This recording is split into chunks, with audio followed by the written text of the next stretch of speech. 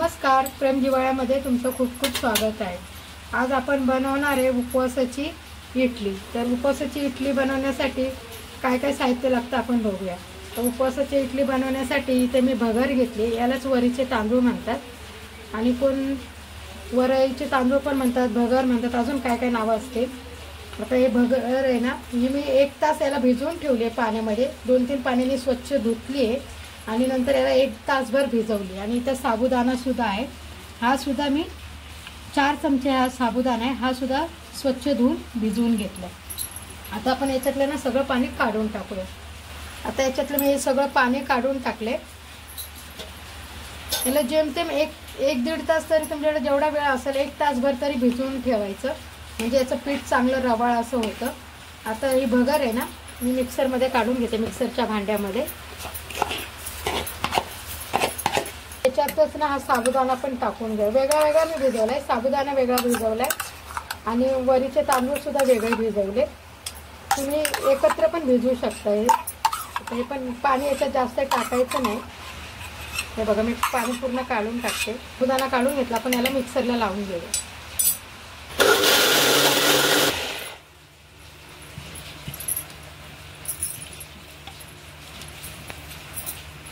आता हे तुम्ही बघू शकता, वरीचे तांदूळ किती बारीक मस्त आपण नेहमी इडली करतो ना तसंच झाली ही पेस्ट बनून।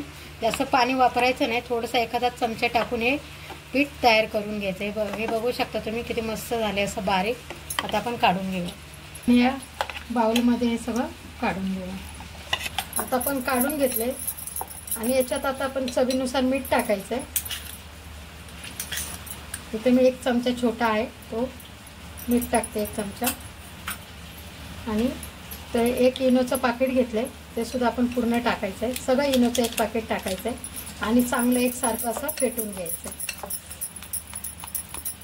छान असं फेटून घ्यायचं आहे। आता तुम्ही मस्त फेटून झाले। इथे मी पाणी गरम करायला ठेवले अगोदरच कुकरमध्ये मी पाणी गरम करायला ठेवले आणि इथे इडलीची भांडी आहेत, त्याला आपण मस्त तेल लावून घेऊया असं।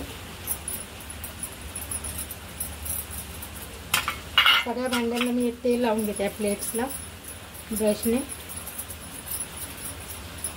अगोदरच ही सगळी तयारी करून घ्यायची। पाणी अगोदरच आपण 5 मिनिटं गरम करायला ठेवायचे आणि इनो टाकला की लगेचच पटकन आपण या भांड्यांमध्ये हे बेटर टाकून घ्यायचे सगळं। तर मी सगळे टाकून घेते।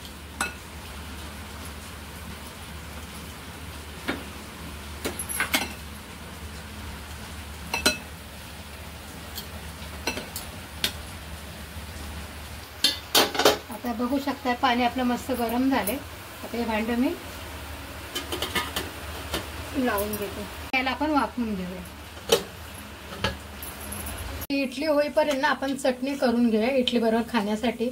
आता आपण दहीची चटणी करतोय, तर त्याच्यासाठी मी इथं 50 ग्राम शेंगदाणे घेतले, हे आपण भाजून घेऊया।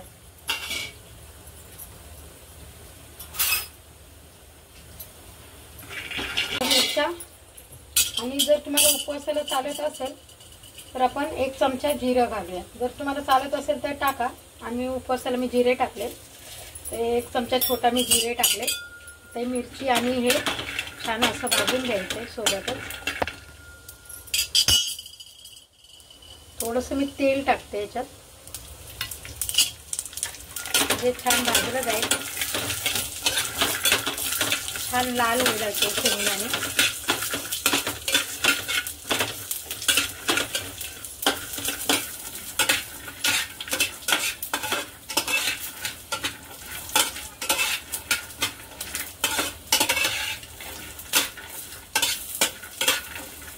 बघू शकता मिरची आणि शेंगदाणे जिरं छान भाजले। आता आपण गॅस बंद करूया आणि हे काढून थंड करून घेऊया। मध्ये मी शेंगदाणे मिरची जिरं काढून घेतला, त्याला थंड होऊन आपण मिक्सरला लावून घ्यायचं। आता शेंगदाणे आणि मिरची मस्त थंड झाली, आता आपण मिक्सरमध्ये याला मस्त एक बारीक याला वाटून घेऊया।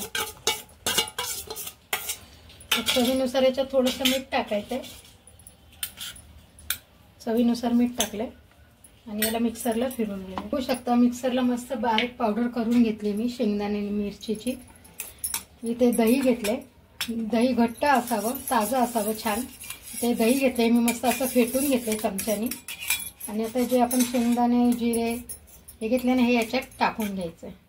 जेवढं पाहिजे तेवढं तुम्ही घेऊ शकता। तुम्हाला एवढं सगळं नाही लागणार आहे, मग मी थोडंच घेते, बाकीचं ठेवून याच्यात छान मिक्स करायचं।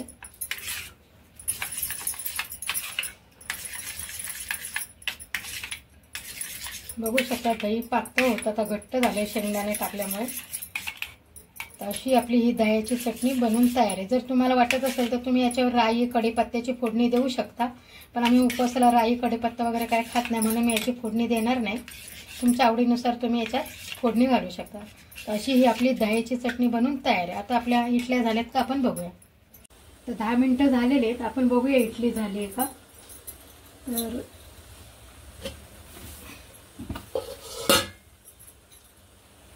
तर आपण हे टूथपेट असं घालून बघूया, म्हणजे इडली शिजली आहे का तर आपल्याला कळेल। तर बघू शकता याला चुपकत नाही, म्हणजे आपली इडली तयार आहे। आपण ही काढून घेऊया आणि थंड करूया।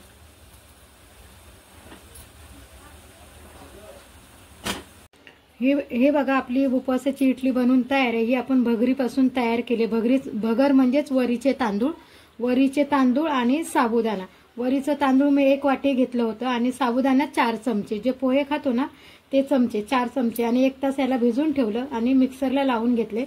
आणि त्या पिठापासून ही अशी मस्त मऊ लुसलुशीत आपली उपवासाची इडली बनवून तयार आहे। आणि चटणी सुद्धा। आता तुम्हाला एक इडली मी यातली काढून दाखवते ती कशी झाली आहे ती। ही बघा ही इडली मी तुम्हाला तोडून दाखवते। हे बघू शकता, हे बघा एकदम सॉफ्ट आणि छान झालेली आणि एकदम पंची अशी ही इडली उपवासाची। पोटभरीचा असा हा नाश्ता बनवून तयार आणि झटपट पण होतो। आणि सेम आपण नेहमीची इडली खातो ना तशीच ही इडली लागते। कोणाला कळणार पण नाही की वरीच्या तांदळाची किंवा भगरची अशी इडली आहे। बघू शकता एकदम सॉफ्ट अशी ही इडली बनवून तयार आहे।